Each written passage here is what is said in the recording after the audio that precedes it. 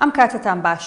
تازەترین ژمارەی وەقاعی کوردستان کە ڕۆژنامەی ڕسمی هەرێمی کوردستانە و وەزارەتی داد دەری دەکات هەواڵی ناخۆشی بۆ ڕۆژنامەنووسان پێبوو بە جۆرێک داکۆکیکاران لە ئازادی ڕادەربڕین با کودەتا وەسفی دەکەن و دەڵێن ئەمە ئینقیلابە بەسەر یاسای ڕۆژنامەگەریدا. وەقایعی کوردستان ڕێنمایی ژمارەیەکی ساڵی 2023 بڵاو کردوێتەوە کە تایبەتە با کاری میدیایی لە هەرێمی کوردستان و لەلایەن وەزارەتی ڕۆشنبیریەوە دەرکراوە. ئەم ڕێنمایانە ژینگەی کاری میدیایی لە هەرێمی کوردستان دەباتە قۆناغێکی دیکەوە. ڕێنمایە تازەکانی وەزارەتی ڕۆشنبیری وەکو شۆکێک ژینگەی میدیایی هەرێمی کوردستانی هەژاندووە. دەنگی ناڕەزایی دژی ڕێنمایەکان تۆڕە کۆمەڵایەتیەکانی پڕ کردووە. یەکێک لە ڕەخنە بنەڕەتیەکان پەیوەندی با چۆنەتی مامەڵەکردنەوە هەیە لەگەڵ میدیای ئەلکترۆنی هەر ئەمەیە کە ڕەخنەگران با کودەتا وەسفی دەکەن. بەجۆری ڕێنمایە تازەکەی وەزارەتی ڕۆشنبیری ئەگەر بتەوێت میدیایەکی ئەلکترۆنیدا بمەزرێنیت پێویستت بەوەیە حکوومەت مۆڵەتت پێ بدات. ئەمەش دژی یەکێک لە بنەما سەرەکیەکانی یاسای ڕۆژنامەگەری ساڵی 2007 کە ئاجەخت لە تۆمارکردنی میدیا دەکاتەوە نەوەکو وەرگرتنی مۆڵەت. مەترسی ئەم ڕێنمایە ئەوەیە کە ئەگەر بابەتەکە بوو بە وەرگرتنی مۆڵەت ئەوە ئەگەر لە ئارادا هەیە کا مۆڵەتیشت نەدرێتێ کەواتە حکوومەت خۆی دەکات بە خاوەنی ئازادی ڕادەربڕین و کردنەوەی میدیای تازە بەویستی ئەو دەبێت. ئەمە لە کاتێکدایە پێشتر میدیای ئەلکترۆنی ئاسانتر و لا ڕێگەی سندیکای ڕۆژنامەنووسانەوە تۆمار دەکرا و دەستی با پەخش دەکرد.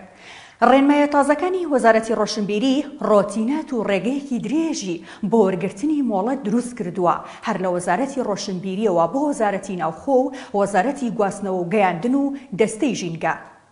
داوامان لە هەموو سەفارەت و قونسڵەکان کرد لە هەرێمی کوردستان و لە بەغاش پشتیوانی سنتەری میترۆ بکەن لەو حملەی کە ڕایەگەیەنێ سەبارەت بە ئەو ڕێنمایە تازانی کە لە وەزارەتی ڕۆشنبیریەوە دەرچووە سەبارەت بە فریکوێنسی کە بەلای ئێمەوە ئەوەی کە ئەو مافانەی کە یاسای ڕۆژنامەگەری دەداتێ هەندێک ڕێنمایی وەکو ئەم ڕێنمانەی کە لە وەزارەتی ڕۆشنبیریەوە دەرچووە لێتە سەنێتەوە. نابێ ڕێنمایی بەهێزتر بێ وە قووەتی قانونی هەبێ. قانونەکەی ڕۆژنامەگەری زۆر وازەحە. ئەم ڕێنمایانەیە کە دەرکراوە زۆر لە خاڵەکانی پێچەوانەی یاسای ڕۆژنامەگەریە و حملەی زڵ دەکەین. بێگومانم بابەتێکی ترسناکە لەسەر ئازادی ڕادەربڕین و ڕۆژنامەگەری و ترسناکە بەسەر یاسای ڕۆژنامەگەریەوە بۆیە ئێمە کارەکەین بۆ پەکخستنی.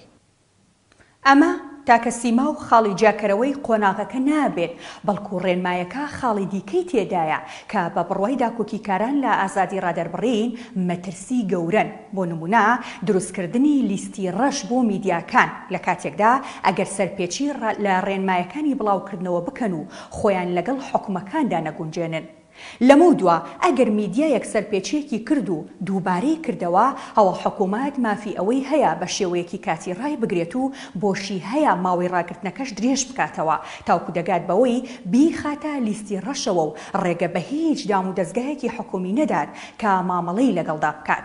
ئەمە لە کاتێکدایە بە گوێرەی یاسای ژمارە 35 ساڵی 2007 کەس بۆی نەبوو ڕۆژنامە قەدەغە بکات و دەستی بەسەردا بگرێت. ئەمەش کودەتای دووەمە. لەم قۆناغە تازەیی سەرکوتکردنی ئازادی ڕادەربڕیندا سانسۆر و مۆنیتەرینگ لەسەر میدیا دانراوە سەرباری ئەوەی ڕستە و دەستەواژەی لاستیکین و خوێندنەوەی جیاواز هەڵدەگرێن بەڵام میدیا مەحکومە بەوەی لێیان لانەدات تاوکو نەکەوێتە بەردەم مەترسی ڕاگرتن و نەخرێتە لیستی ڕەشەوە. ڕێنمایەکەی وەزارەتی ڕۆشنبیری 22 خاڵی نووسیوە لەسەر لایەنی کواڵیتی و ناوەڕۆکی ڕاگەیاندن و کردوویەتی بەمەرج بەسەر میدیای بیسرا و بینراو لە هەندێکیاندا دەستەواژەی لاستیکی تێدایە و خوێندنەوەی جیاواز هەڵدەگرن و لەلایەکی دیکەشەوە سنوورەکانی ئازادی ڕادەربڕین بەرتەسک دەکەنەوە. بۆ نمونە ئاسایشی نیشتیمانی، بەرژەوەندی گشتی، ئاشتەوایی کۆمەڵایەتی، تێکدانی شیرازەی خێزان، دوورکەوتنەوە لەو کارە میدیایانەی دەبنا هۆی قەیرانی ئابووری و شەڵەژاندنی بازاڕە ناوخۆیەکان، ناوزڕاندن، پێشێلی ئازادی کەسەکان لە یەکێک لە خاڵەکانیشدا ئاماژەیەکی دیکەی مەترسیدار خراوەتە ڕوو. وەزارەتی ڕۆشنبیری ڕۆژنامەنووسان ئاگادار دەکاتەوە کە لە داهاتوودا پێوەرەکانی ناوەڕۆکی میدیایی لەلایەن فەرمانگەی میدیا و زانیاریەوە دەردەچێت و پاش بڵاوکردنەوەی ڕۆژنامەی وەقایع پێویستە هەمووان پابەند بن پێوە.